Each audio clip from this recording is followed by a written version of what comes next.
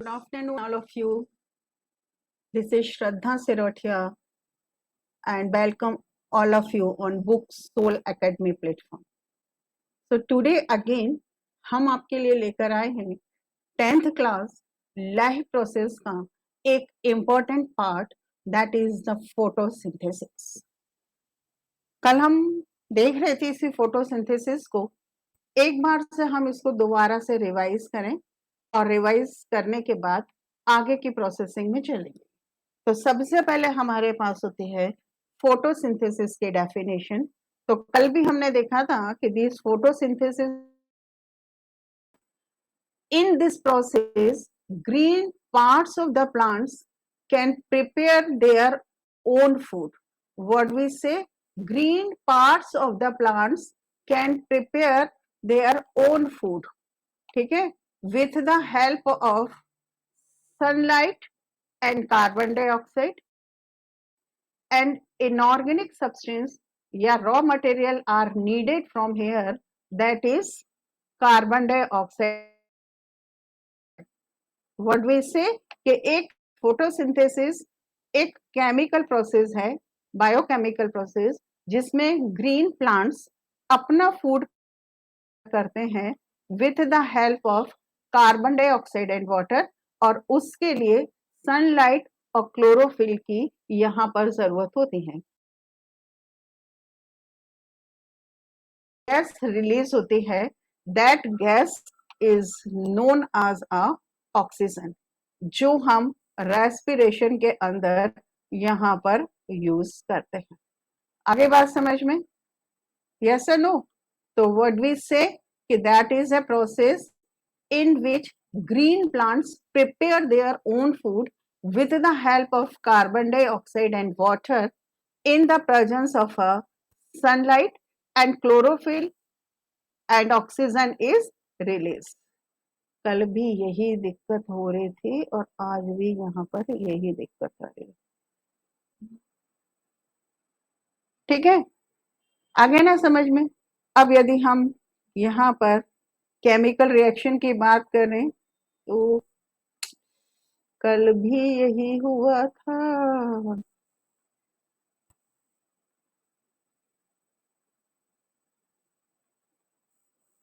अरे यार, नहीं चलता। दैट बताइए क्या करें, ठीक है? तो लेट्स सी। अब इसके लिए अपन देखें यहाँ पर कि हमको क्या करना पड़ेगा।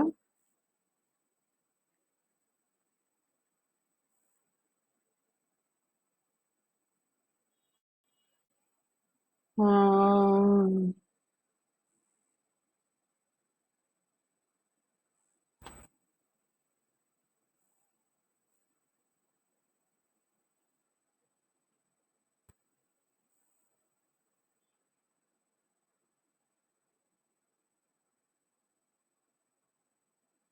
हटा देंगे हम इसको। हटाओ यार, क्या कर रहे हैं, होती नहीं है। Good afternoon to all you, this is Shraddha Sirothia. Welcome all of you on the Book Soul Academy platform. Today again we are going to discuss the 10th class science chapter 6, but the bio, that is the chapter first. इसी chapter life process को now we are going to continue, and today again we are going to discuss one important life process in a plant, that one it is known as a photosynthesis. Tomorrow already we are going to discuss a photosynthesis, that one it is a one biochemical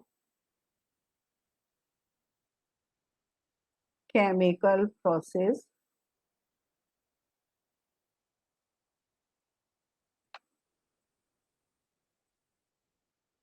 यहाँ बस दिक्कत यही होती है कि इस पे चलता ही नहीं है pen. That one it is a one biochemical process. In this process, plants prepare their own food with the help of carbon dioxide and water. That is a biochemical biochemical, that is a biochemical process. क्या हो रहा है इस process में? जो green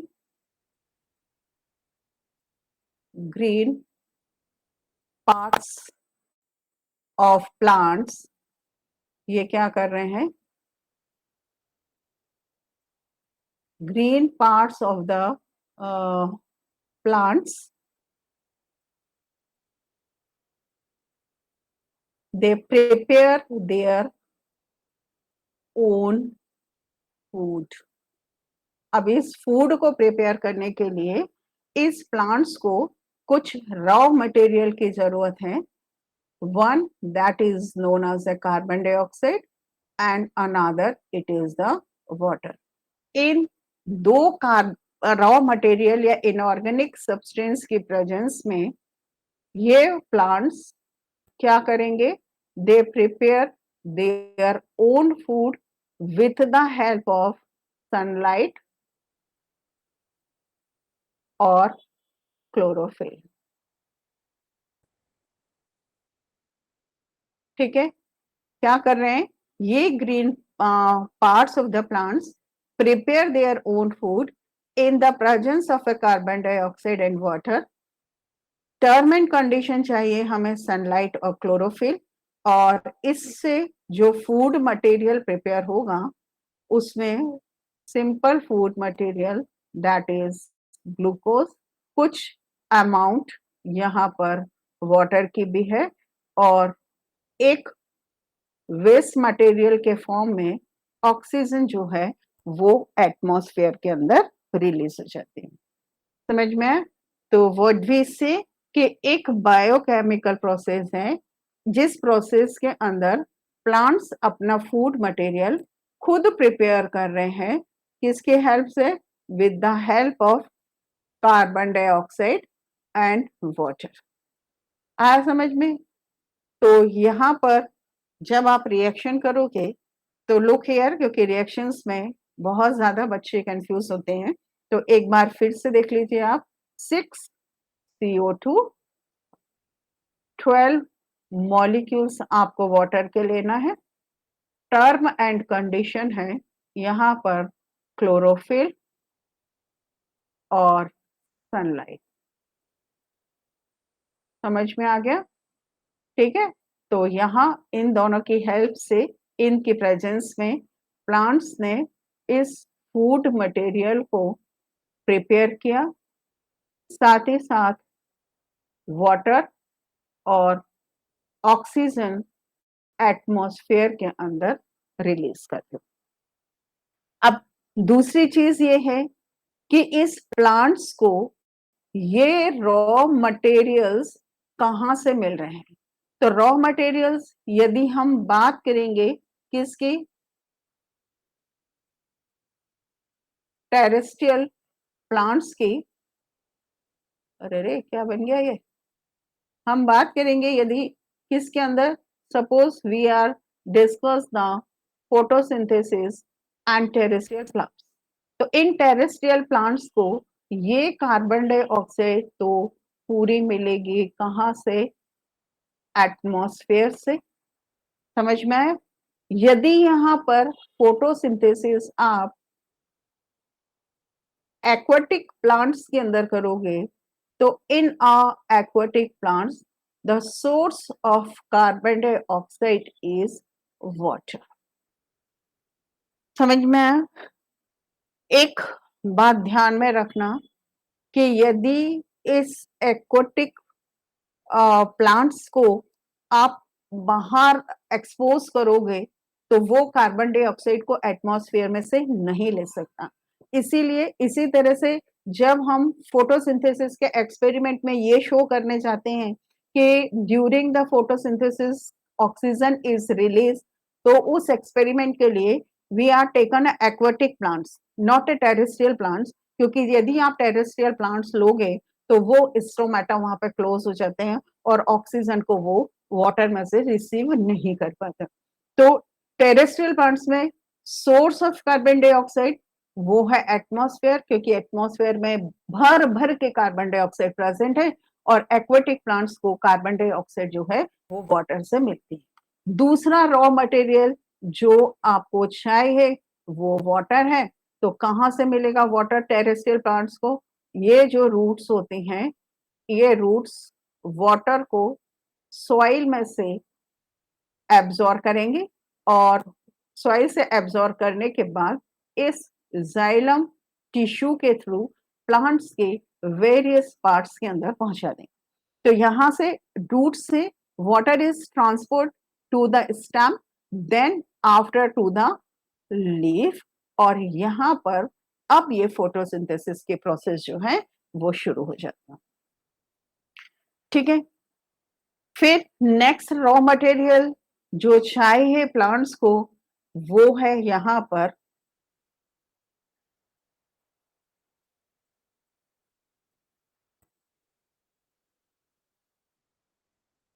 chlorophyll. So these chlorophylls are present in the green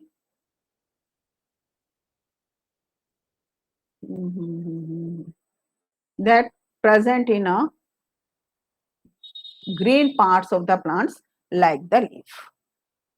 Sunlight कहाँ से मिलेगी? ये सन से मिलेगी और प्लांट्स सनलाइट को स्मॉलेस्ट यूनिट फोटोन के फॉर्म में एब्जॉर्व करने का काम करता है।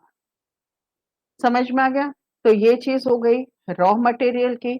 फिर कल हमने एक पॉइंट और भी देखा था, वो था कि what is the importance of photosynthesis. So photosynthesis is a necessary or very essential process because number one, it provide the food material for our organism. Number two, it provide oxygen for the respiration. समझ में आया? Number three, it take a balance between the concentration of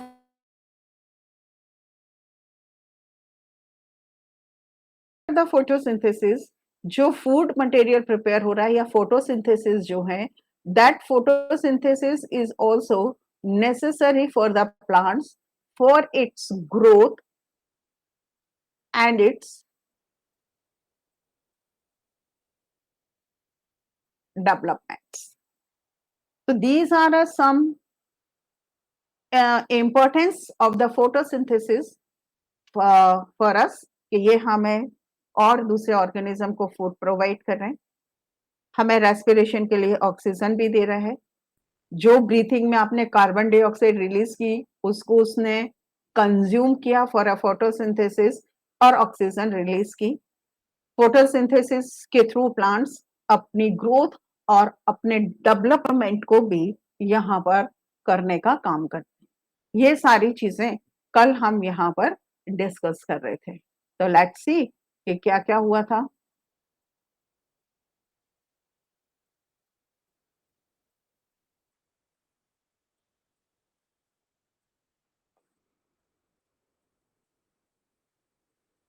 this is a picture of a photosynthesis. ये sunlight, ये green parts of the plants जिसके अंदर carbohydrate का preparation होगा, photosynthesis से ऑक्सीजन रिलीज हुई। इस प्रोसेस के लिए जो वाटर चाहिए वो रूट सॉइल में प्रेजेंट वाटर को अब एब्जॉर्ब करके प्लांट्स के लीफ तक पहुंचाने का काम करते हैं। सिग्निफिकेंस भी हमने देखा था कि ये फूड प्रोवाइड कर रहा है, ये सस्टेनेबल लाइफ मतलब सर्वाइव करने के लिए जरूरी है, ये प्लांट्स की ग्रोथ और डेवलपमेंट के लिए भी चाहिए। फिर इससे फूड या सुक्रोज या ग्लूकोज का फॉर्मेशन हुआ था, कब? जब हमने कार्बन डाइऑक्साइड और वाटर को यूज किया था। सिंपल कि ये कार्बन डाइऑक्साइड को कंज्यूम करेगा और कंज्यूम करने के बाद एटमॉस्फेयर के अंदर ऑक्सीजन को रिलीज करेगा। कल हमने यहाँ तक की चीजें देखी थी। फिर हमने ये भी देख लिया था कि raw material carbon dioxide, water, light, ये सारी चीजें नेसेसरी हैं। टेरेस्ट्रियल अभी हमने फिर डिस्कस किया कि उसका कार्बन डाइऑक्साइड का सोर्स वाटर है। एक्वाटिक के लिए कार्बन डाइऑक्साइड, एक्वाटिक प्लांट्स को कार्बन डाइऑक्साइड वाटर से ही मिलेगी। वाटर वाटर कहाँ से मिलेगा प्लांट्स को? वो रूट से एब्जॉर्ब करेगा। सॉइल के अंदर भरपूर मात्रा में पानी है और रूट सिस्टम इसका काफी न्यूमरस एरिया को कवर, मतलब न्यूमरस या कहना चाहिए लार्ज सरफेस एरिया को रूट सिस्टम कवर करता है। तो चारों तरफ के वाटर को ये एब्जॉर्ब करके लीफ तक जाइलम के थ्रू पहुंचाने का काम करता है। जब हम वाटर को प्लांट्स तक पहुंचाते हैं तो उस वाटर के साथ साथ कुछ मिनरल्स भी आयोनिक आयंस के फॉर्म में प्लांट्स तक पहुंच जाते हैं, जबकि एक्वाटिक प्लांट्स वाटर को अपनी जनरल बॉडी सरफेस से एब्जॉर्ब करने का काम करेगा, क्योंकि एक्वाटिक प्लांट्स के अंदर रूट सिस्टम पुअरली डेवलप होते हैं। लाइट उसको सनलाइट से मिलेगी। इस पूरी प्रोसेस में इस सोलर एनर्जी को हम केमिकल एनर्जी के अंदर कन्वर्ट करेंगे और फूड के फॉर्म में हम प्लांट्स की बॉडी के वेरियस पार्ट्स के अंदर इसको स्टोर करने वाले हैं। फोटोसिंथेसिस एक एसेंशियल प्रोसेस है, क्योंकि ये एटमॉस्फेयर के प्यूरिफिकेशन का काम भी करते हैं। अब आज बात करते हैं कि यहाँ से फोटोसिंथेसिस कहाँ पर प्लांट्स में होती है। तो जैसा कि अभी मैंने कहा कि फोटोसिंथेसिस प्लांट्स के जनरली लीफ के अंदर यहाँ पर होगी। तो लेट्स सी कि एक छोटा सा डायग्राम से अपन इसको कवर अप करें। तो this is the one branch stem, ये स्टॉक या पीटियोल पतली सी ब्रांच जिसके थ्रू ये लीफ जो है वो स्टेम के साथ में कनेक्ट होते हैं। आगे समझ में, ये एक है। अब आपने देखा होगा कि इस लीफ के बीच में एक वेन या इस तरह का थिक स्ट्रक्चर यहाँ पर प्रेजेंट होते हैं। That one it is known as a mid rib. ठीक है। अब इस मिड रिप से लीफ के लैटरल साइड्स के ऊपर बहुत सारे इस तरह की ब्रांचेस आपने देखी होंगी, देखे है ना। तो that branches it is known as ए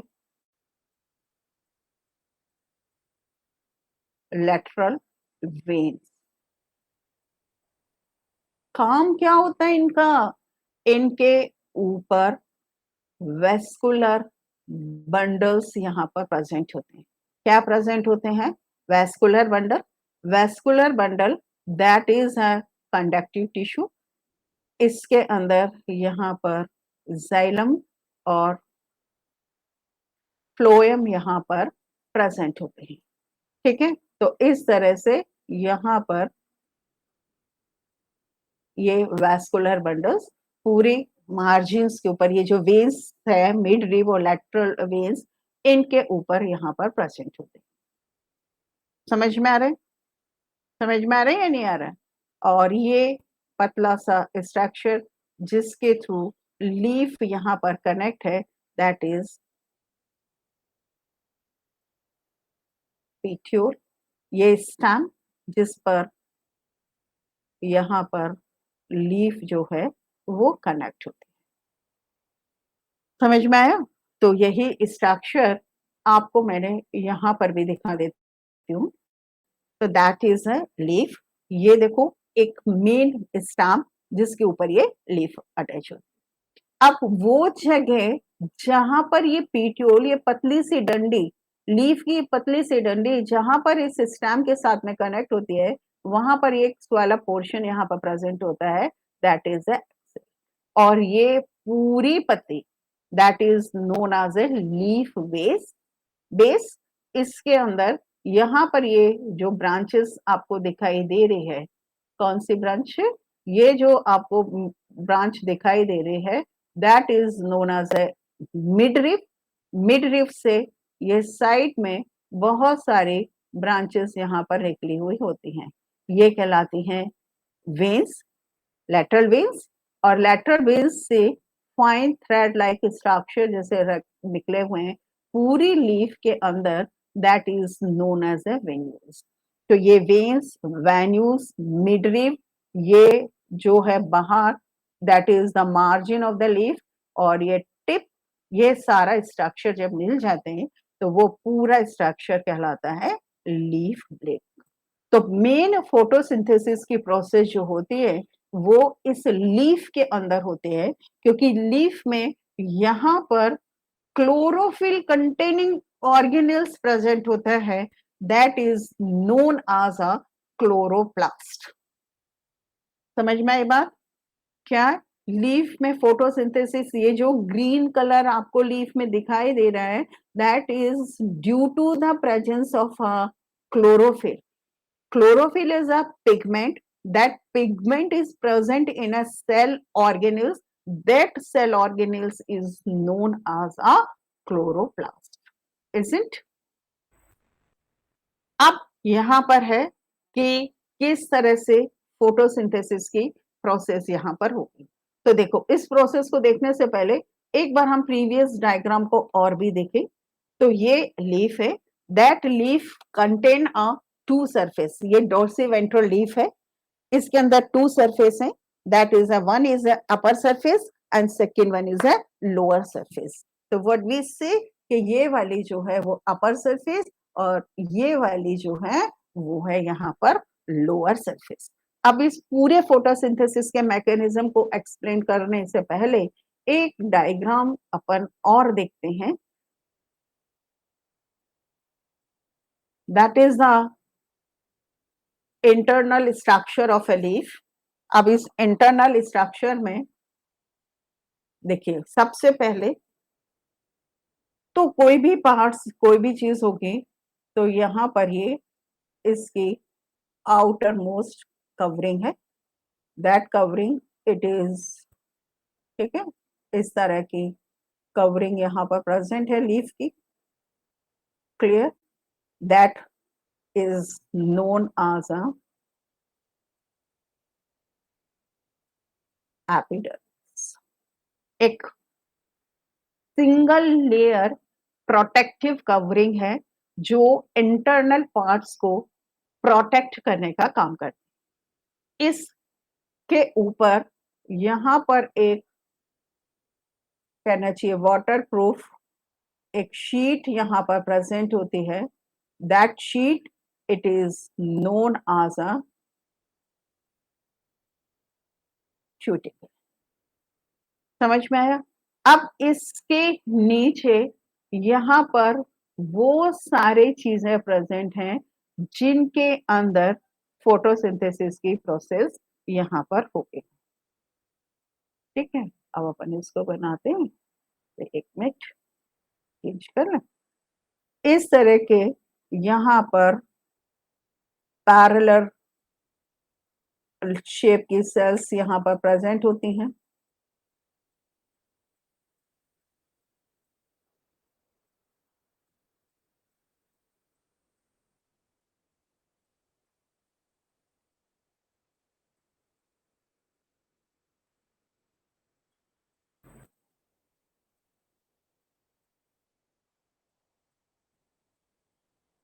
इस तरह की, अरे रे, क्या हो गया भाई तुमको, सेल्स यहाँ पर प्रेजेंट होती हैं, फिर वही गड़बड़ होने लगा।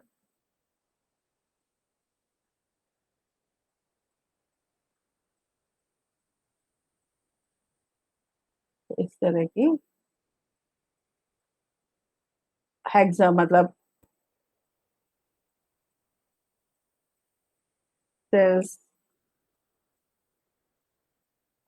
यहाँ पर प्रेजेंट होती हैं। देखते हैं क्यों नहीं आ रहा ये।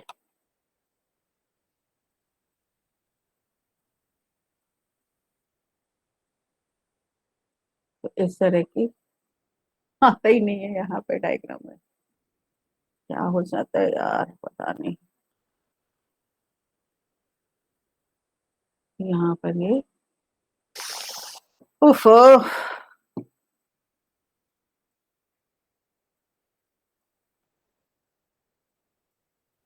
चलिए हम उसी में बताते हैं, यहाँ तो पता नहीं क्या लफड़ा है।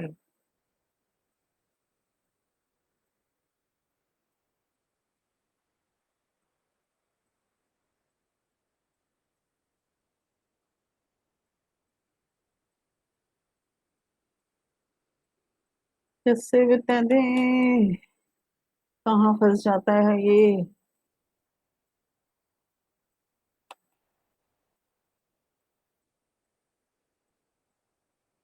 तो कुछ सेल्स यहाँ पर प्रेजेंट होती हैं। चलिए अपन यहाँ डॉक्यूमेंट शेयर पर ही देख लेते हैं, पता नहीं क्या होता है यहाँ तो बार बार। लेट्स सी कि ये जो आपको स्ट्रक्चर दिखाई दे रहा है, ये पिंक कलर का स्ट्रक्चर, ये है यहाँ पर अपर एपिडर्मिस।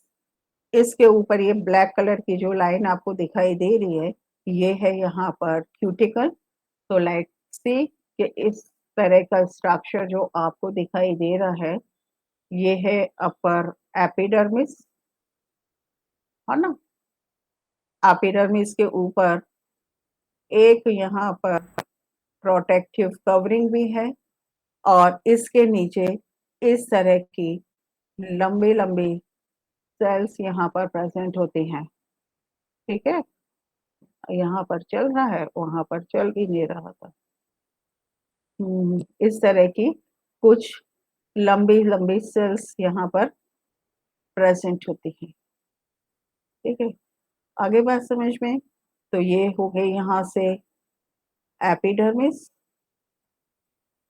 ओके, इस एपिडर्मिस के नीचे आपको इस तरह से लॉन्ग सेल्स यहाँ पर बनानी पड़ेंगे। 3-4 लेयर की ये सेल्स यहाँ पर प्रेजेंट होती हैं। ठीक है, और इनके अंदर यहाँ पर क्लोरोफिल प्रेजेंट होता है।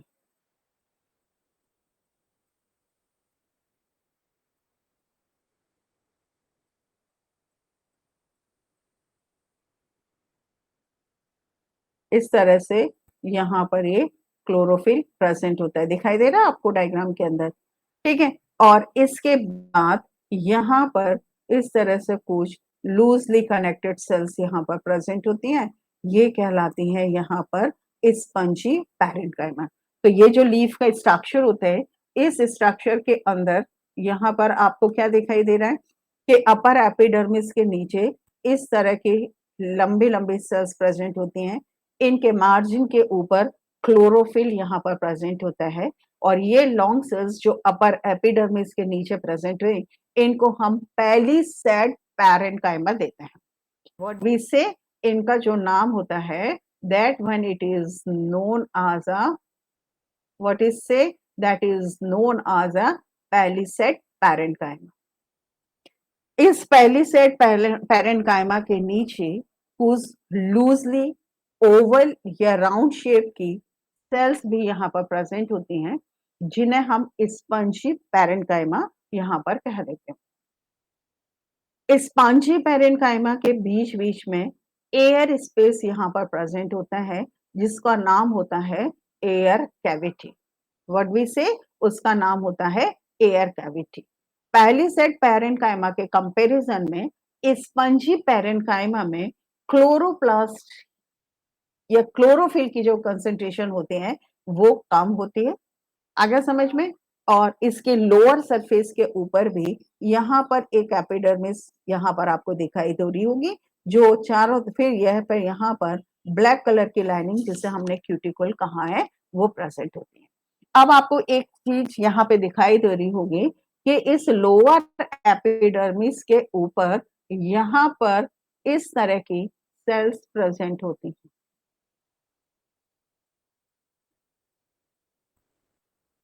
ठीक है, इनमें भी यहाँ पर क्लोरोफिल प्रेजेंट होता है, ये कहलाते हैं यहाँ पर guard cells. What we say, that when it is known as a guard cells. क्या कहा अपन ने, गार्ड सेल्स। और गार्ड सेल्स के बीच में एक छोटा सा आपको ये अपर्चर दिखाई दे रहा होगा, that aperture it is known as a stomata. अब ये बीच में ये जो राउंड स्ट्रक्चर होता है ना, दैट राउंड स्ट्रक्चर, यही हमारा वेस्कुलर बंडल होता है। इस वेस्कुलर बंडल में ये जो राउंडेड स्ट्रक्चर आपको दिखाई दे रहे हैं, ये है जाइलम, और ये parenchymatous cells, that is known as a phloem.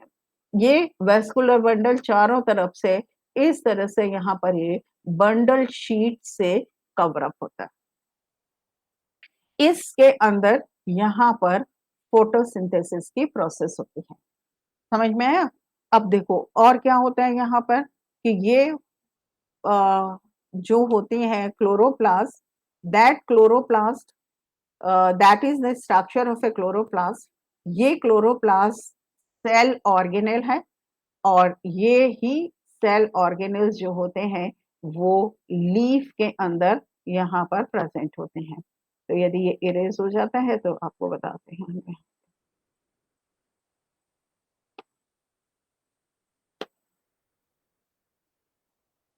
समझ में आया? थोड़ा सा कोशिश कर ले, हो जाएगा तो ठीक है। तो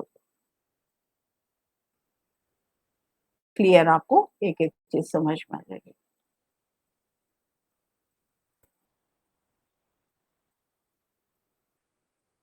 ओके, अब अपन यहाँ डायग्राम की कोशिश करते हैं। तो दैट इज इस तरह सा डिस्क्वाइडल शेप का होता है क्लोरोप्लास्ट। ये क्लोरोप्लास्ट डबल मेम्ब्रेनस स्ट्रक्चर होते हैं। ऑर्गेनेल्स 9th क्लास में पढ़ा होगा आपने कि ऑर्गेनेल्स का मतलब होता है मेम्ब्रेन बाउंडेड स्ट्रक्चर। ठीक है, they perform a specific function. तो ये है यहाँ पर इसकी आउटर मेम्ब्रेन। ठीक है, ये वाली है यहाँ पर इनर मेम्ब्रेन, और इसके अंदर पूरे में यहाँ पर एक लिक्विड प्रेजेंट होता है। ये इसका ग्राउंड सब्सटेंस है, that is known as a stroma. अब स्ट्रोमा के अंदर कुछ आपको इस तरह के डिस्क लाइक स्ट्रक्चर मिलेंगे, जो एक के ऊपर एक रखे हुए यहाँ पर ऐसे आपको दिखाई देते हैं। ये बहुत सारे डिस्क लाइक स्ट्रक्चर यहाँ आपको इस क्लोरोप्लास्ट के अंदर यहाँ पर दिखाई देंगे। समझ में आ रही बात?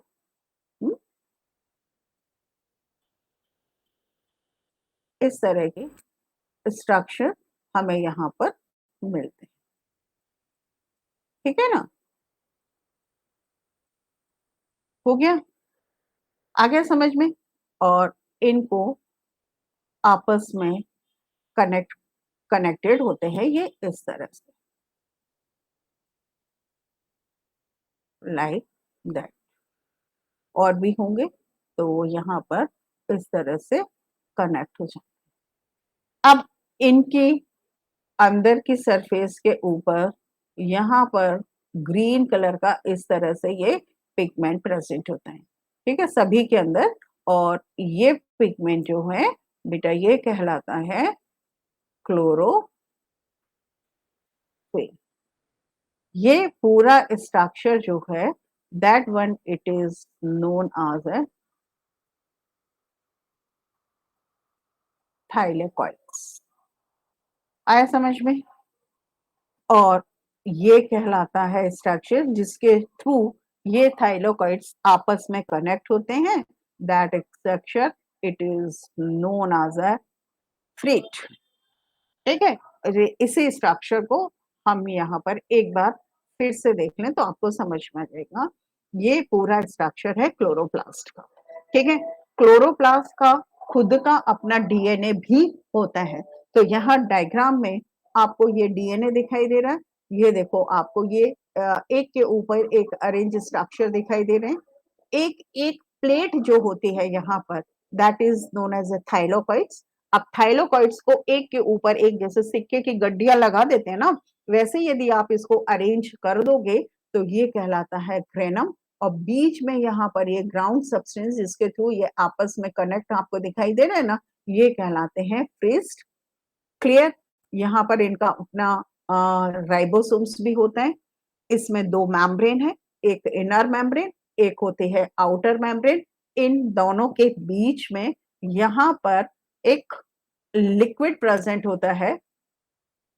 यहाँ पर लिक्विड प्रेजेंट होता है जिसके थ्रू दोनों मेम्ब्रेन आपस में ये यहाँ पर ये लिक्विड प्रेजेंट होता है जिसको कहा जाता है पेरीप्लास्टिडियल लिक्विड, ठीक है।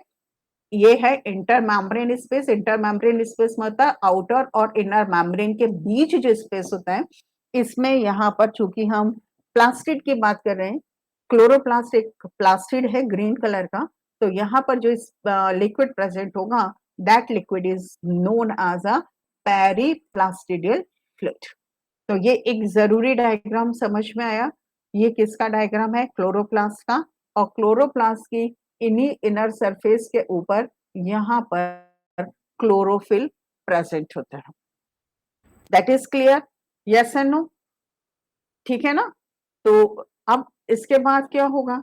अब अपन आगे बढ़े तो ये एक पूरा स्ट्रक्चर आपको समझाने के लिए है कि ये है पूरा ग्रेनम, ठीक है। एक इसकी एक प्लेट ये कहलाती है थाइलोकॉइड्स, और दिख रहा है ना, और ये पूरा का पूरा structure that is known as a granum. Clear? Yes and no? और ये यहाँ पर ये जो ग्राउंड सब्सटेंस आपको दिखाई दे रहा है, that is known as a stroma.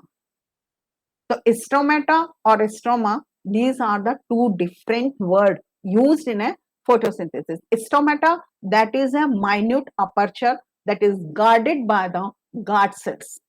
ठीक है। स्ट्रोमा एक फ्लूइड, एक लिक्विड जो कि क्लोरोप्लास्ट का ग्राउंड सब्सटेंस होता है।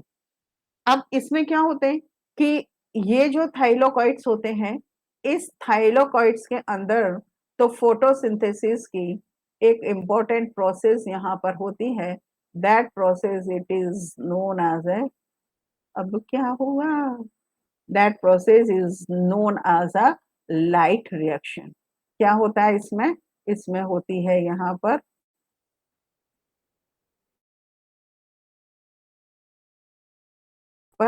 लाइट रिएक्शन, और स्ट्रोमा के अंदर होती है यहाँ पर डार्क रिएक्शन। यहाँ पर क्या होती है? यहाँ पर होती है लाइट रिएक्शन, और इसके अंदर होती है यहाँ पर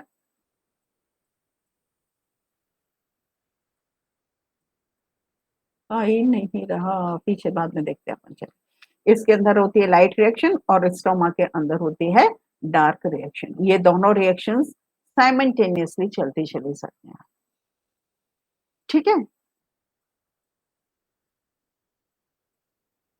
अब कैसे होगा यहाँ पर कि इस पूरी फोटोसिंथेसिस की प्रोसेस के लिए ये जो थाइलोकॉइड्स था, थाइलोकॉइड्स क्या होते हैं? थाइलोकॉइड्स इस तरह के प्लेट लाइक स्ट्रक्चर होते हैं। अभी बताया था ना, स्टोमा के अंदर इस क्लोरोप्लास्ट के अंदर इस तरह का अरेंजमेंट यहाँ पर प्रेजेंट होते हैं। ये स्ट्रक्चर जो है, एक एक structure that is known as a thylakoid. तो इन थाइलोकॉइड्स के अंदर फोटोसिंथेटिक पिगमेंट्स यहाँ पर प्रेजेंट होते हैं। ये पिगमेंट्स हमें देखना है। एक होता है क्लोरोफिल ए, ये हमारा मेन फोटोसिंथेटिक पिगमेंट होते हैं। इस क्लोरोफिल ए के अलावा यहाँ पर हमें जो पिगमेंट चाहिए वो है क्लोरोफिल बी, ज़ैंथोफिल और कैरोटीनॉइड। क्लोरोफिल बी, ज़ैंथोफिल और carotenoid, these are known as a accessory pigments. Is that clear? So what we say from here, what we say from here, if these uh,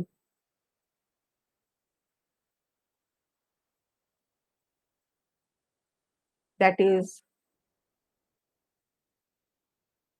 chloroplast, ठीक है। क्या हो गया यहाँ से? That is a double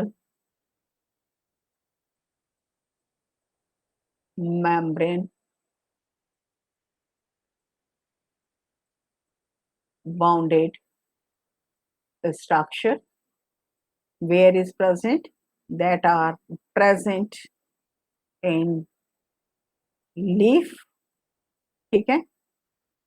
अब इस क्लोरोप्लास्ट के अंदर हमें दो मेन चीजें हैं। एक होता है यहाँ पर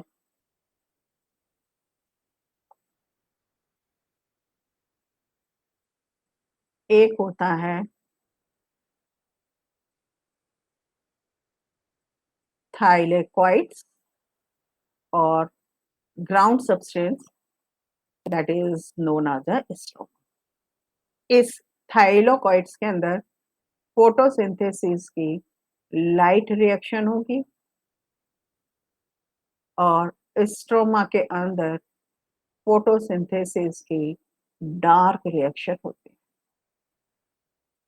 इस थाइलोकॉइड्स के अंदर ही फोटोसिंथेटिक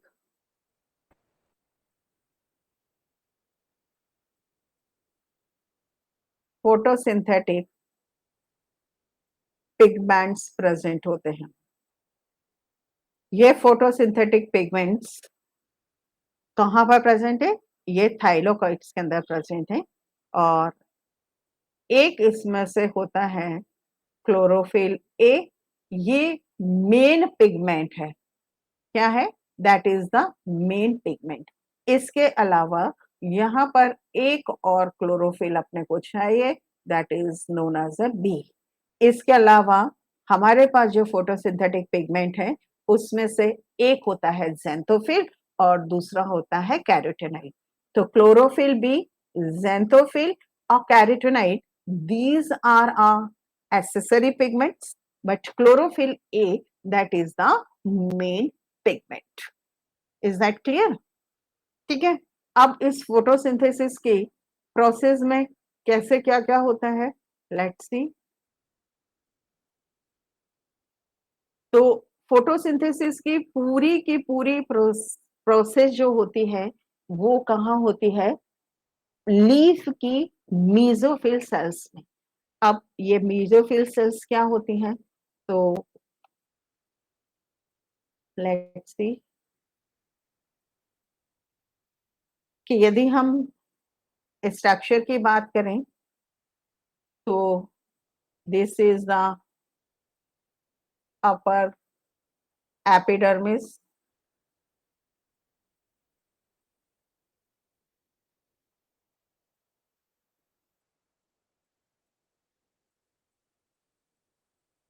इसके नीचे आपने देखा ना इस तरह की सेल्स प्रेजेंट होते हैं। तो ये जो है इनको हमने क्या नाम दे दिया? That when it is known as a palisade parenchyma. ठीक है, आया समझ में? यहाँ पर इसमें क्लोरोफिल प्रेजेंट होता है भर भर के।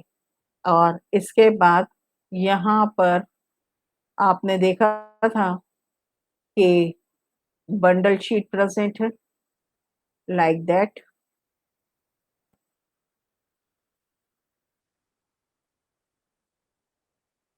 ये हो गई बंडल शीट। इसमें इस तरह के डबल स्ट्रक्चर के फॉर्म में यहाँ पर ये जाइलम है। आ रहा समझ में?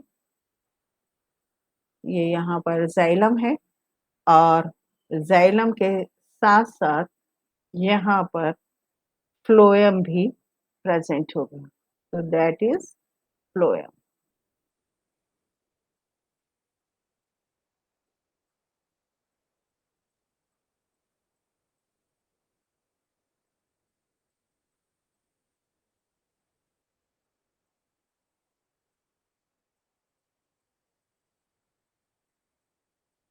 इस तरह से ये यहाँ पर बंडल शीट जिसमें जाइलम और फ्लोएम प्रेजेंट होते हैं। अब इन पैलिसेड पैरेन्काइमा के नीचे यदि अपन बात करें तो क्या होता है? यहाँ पर तो ये पैलिसेड पैरेन्काइमा हो गया, इसमें यहाँ पर क्लोरोफिल भी आ जाएगा, है ना।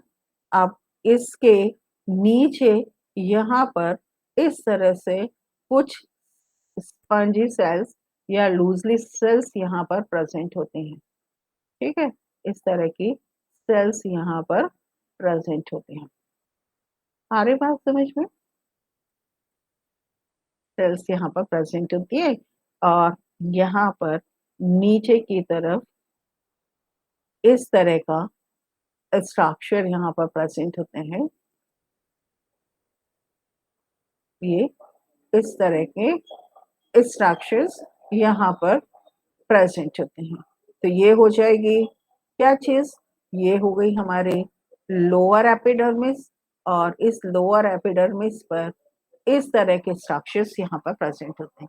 तो ये अपर एपिडर्मिस और लोअर एपिडर्मिस के बीच में ये जो स्ट्रक्चर है कौन सा, that is a palisade,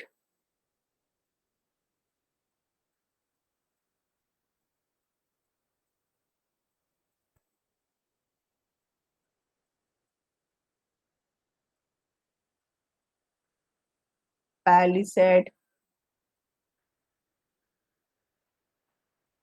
parenchyma, ये है यहाँ पर स्पंजी पैरेन्काइमा। तो ये पैलिसेड और स्पंजी पैरेन्काइमा मिलकर ही लीफ की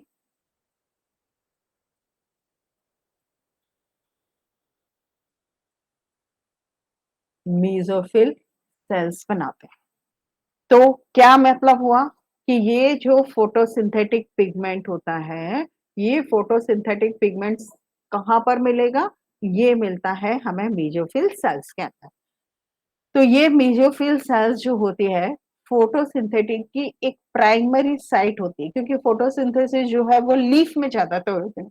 तो लीफ में कहाँ होगा, आपसे यदि कुछ पूछ रहा है कि लीफ में कहाँ होगा, तो ये होता है हमारी मेसोफिल सेल्स के अंदर। ये लीफ की प्राइमरी साइट है जहां पर फोटोसिंथेसिस होती है। और मेसोफिल सेल्स को डिफरेंशिएट किया हमने अभी थोड़ी देर पहले, पैलिसेड पैलिसेड पैरेन्काइमा या पैलिसेड टिश्यू और स्पंजी टिश्यू। अब क्या होगा कि जब हम बात करें, कहाँ पे बना दूं, नहीं बना दूं क्या, जब हमने बात की इस लीफ की, आपने ये स्ट्रक्चर अभी अपने बनाया था ना बेटा, है ना, तो इसमें अब देखो क्या होता है कि इसमें लीफ में तो यहाँ पर बहुत सारा क्या प्रेजेंट है, क्लोरोफिल प्रेजेंट है यहाँ पर। अभी हमने थोड़ी देर पहले देखा था कि इसके अंदर यहाँ पर ये जो मिडरिब होती है और ये जो वेन्स होती हैं, इसके अंदर यहाँ पर जाइलम भी प्रेजेंट होता है, देखा था ना अपने यहाँ पर। तो यहाँ पर जाइलम भी है। अब क्या होगा, जब रूट ने वाटर को इस स्टेम को दिया होगा और स्टेम जब इसको लीफ को पास आउट करेगा, तो जब लीफ में पास आउट करता है तो सबसे पहले वाटर को हम कहाँ लेकर के आ जाएंगे, हम सबसे पहले लेकर के आते हैं कहाँ पर, हमारी पैलिसेड सेल्स के अंदर, जो अपर एपिडर्मिस के नीचे सेल्स हैं, वहां पर आपको लेकर के आना है। तो लेट्स सी कि हम प्रीवियस स्लाइड देख रहे हैं एक बार, तो आपको समझ में आ जाएगा।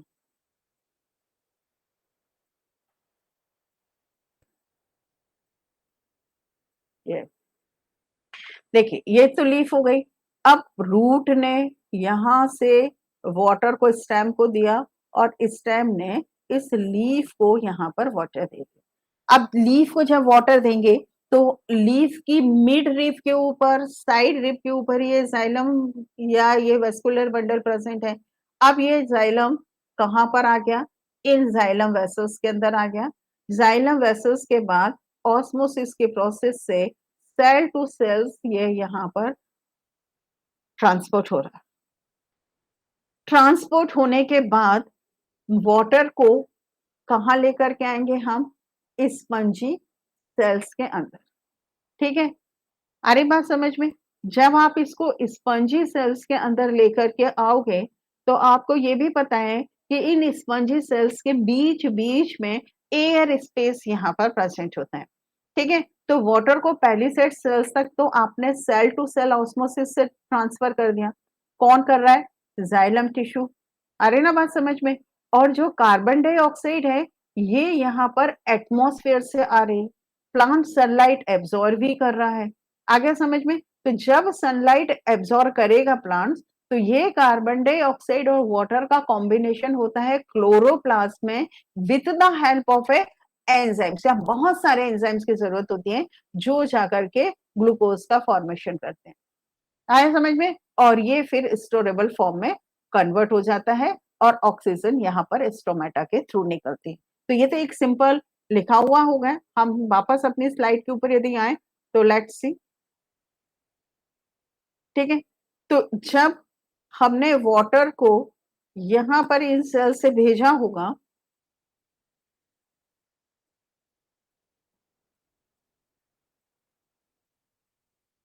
ठीक है, तो क्या किया अपन ने, हमने वाटर को, ये हमारी लीफ थी पूरी, है ना, इस लीफ में यहाँ पर ये मिड रिप थी, यहाँ पर ये साइड वेन्स और इनके वेन्यूल्स थे, ठीक है। यहाँ से सनलाइट आ रही थी, ठीक है। लीफ के जो क्लोरोफिल हैं इस सनलाइट को फोटोन के फॉर्म में एब्जॉर्ब करेंगे। जाइलम ने वाटर जो है एंटायर लीफ को दिया। लीफ से वाटर कहां पर आ रहा है, सबसे पहले ये वाटर आ रहा था इन पैलिसेड पैरेन्काइमा के अंदर, ये जो आप बना रहे थे इनके अंदर यहाँ पर आ रहा था वाटर। आगे समझ में, कौन कौन देने का काम करेगा इस वाटर को, यहाँ पर आपके पास में जाइलम टिश्यूज प्रेजेंट थे ना, यहाँ पर ये बंडल शीट थी, इसमें यहाँ पर ये जाइलम और फ्लोएम प्रेजेंट थे। तो जब वाटर आया जाइलम के पास, तो जाइलम ने पहले यहाँ पर किसको दिया, पैलिसेड पैरेन्काइमा को। समझ में आ गया। अब इसी बीच में क्या होगा कि जब यहाँ पर ये स्पंजी पैरेन्काइमेटा सेल्स प्रेजेंट हैं और आपको पता है कि इनके बीच में यहाँ पर ये एयर स्पेस प्रेजेंट है, तो जो कार्बन डाइऑक्साइड है एटमॉस्फेयर की वो यहाँ पर आ जाएगी, वाटर यहाँ पर मिल रहा है, तो यहाँ पर फोटोसिंथेसिस की प्रोसेस शुरू हो जाएगी। इस फोटोसिंथेसिस की प्रोसेस के अंदर यहाँ पर ग्लूकोज का फॉर्मेशन होता है। लेकिन इतना इजी नहीं है कि जितनी आसानी से इसको बोल दिया कि हो गया फोटोसिंथेसिस का फॉर्मेशन। तो इस फोटोसिंथेसिस के फॉर्मेशन में एक ये कॉम्प्लेक्स प्रोसेस होती है, और इस कॉम्प्लेक्स प्रोसेस के लिए हमें क्या चाहिए, हमें यहाँ पर ढेर सारे एंजाइम्स की जरूरत होती है।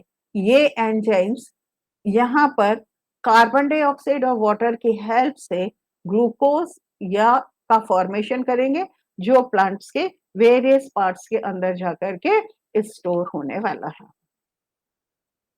आ गया समझ में, ठीक है। तो अब कल अपन देखते हैं यहाँ पे फेजेस ऑफ फोटोसिंथेसिस। तब तक आप एक बार इसको रिवाइज करिए, कल जल्दी से फिर से एक बार पढ़कर हम फोटोसिंथेसिस के प्रोसेस को यहाँ पर करेंगे, है ना। तब तक के लिए गुड बाय।